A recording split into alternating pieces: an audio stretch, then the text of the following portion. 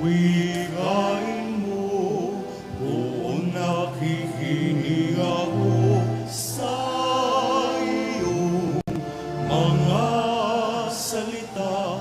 Alleluia, Alleluia, Alleluia.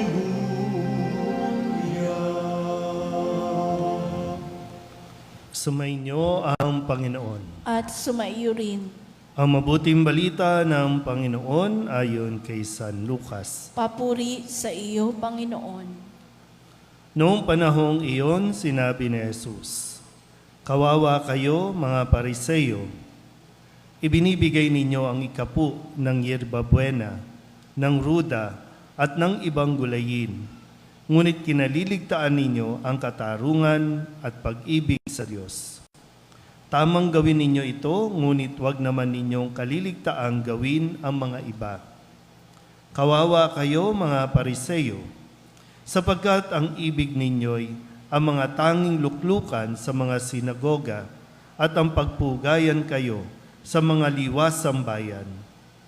Sa aba ninyo, sapagkat para kayong mga libingang walang tanda at nalalakaran ng mga tao nang hindi nila nalalaman."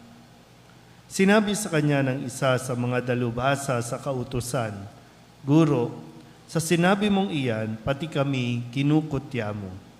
At sinagot siya ni Jesus, "Kawawa rin kayo, mga dalubhasa sa kautusan, sapagkat ipinapapasan ninyo sa mga tao ang mabibigat na dalahin.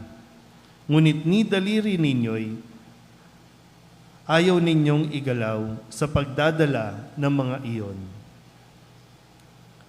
Ang mabuting balita ng Panginoon. Pinupuri ka namin, Panginoong Jesucristo. Umupo ang lahat. Isang magandang gabi po sa inyong lahat.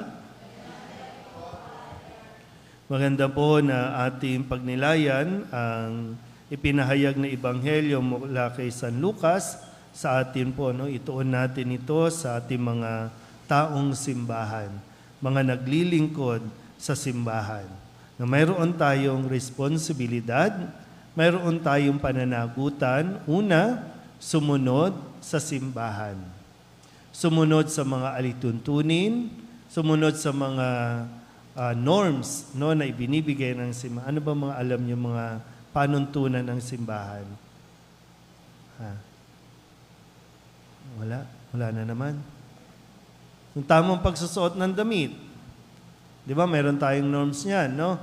Meron tayong panuntunan. Pero siyempre, hindi natin inuhusgahan ang isang nagpupunta ng simbahan base sa kanyang pananamit o kasuotan. Pero meron tayong panuntunan. Ipinapaalala natin lagi yan. Ano pa bang panuntunan ng simbahan na dapat ginagawa ng mga Katoliko na miyembro ng simbahan? Yung magbigay ng tithing, yung ikapu. May gumagawa ba? Wala na naman. No? Pero mayroon yan, di ba? Yung ikapu sa ibang sekta, sa ibang reliyon, mahigpit yan na pinapatupad. Mayroon niyang checklist, mayroong attendance, mayroong pagsusuri kung ikaw hindi ka pa nagulog ng isang buwan. Pero sa atin, mayroon tayong ganyang panuntunan, malaya natin na kusa ninyo dapat itong gawin. Ano pa ba ang mga panuntunan na mayroon tayo? Marami pa, no? At sinasabi din sa atin, kailangan nagkukumpisal tayo. At sinasabi din na kung hindi kasal, hindi pwede tumanggap ng komunyon. Kung may mabigat na kasalanan, wag tatanggap ng komunyon. Marami pa mga ganyan na mga panuntunan. At ang sinasabi din naman sa atin, tama yan. Pero dapat marunong tayong magkaroon ng pusong marunong umunawa sa mga pagkukulang at kahinaan ng mga hindi nakakatupad.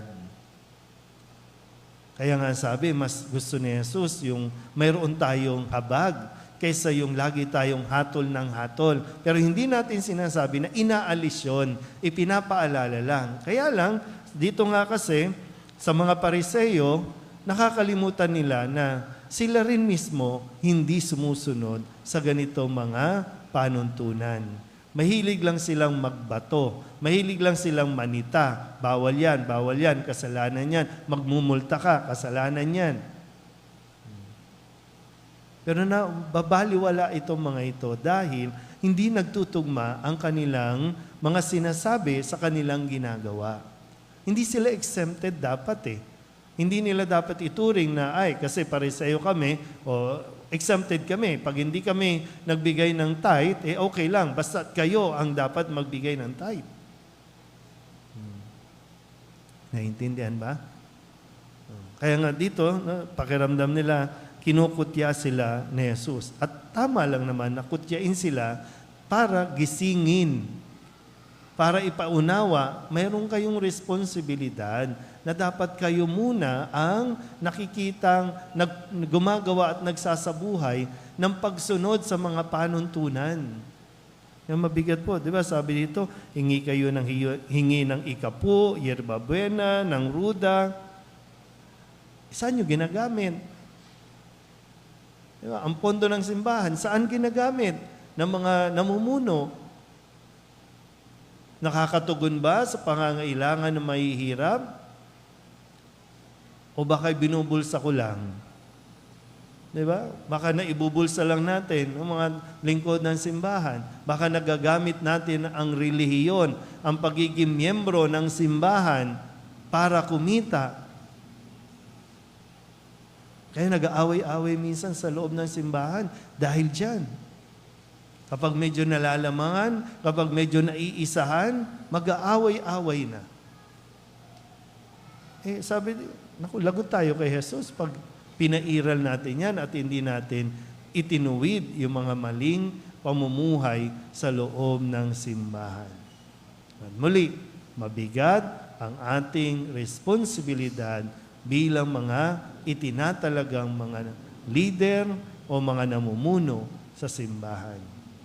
Mananagot tayo sa harapan ni Jesus. Kaya hanggat ngayon, hanggat maaga, suriin natin kung paano nga ba tayo naglilingkod sa simbahan. Amen?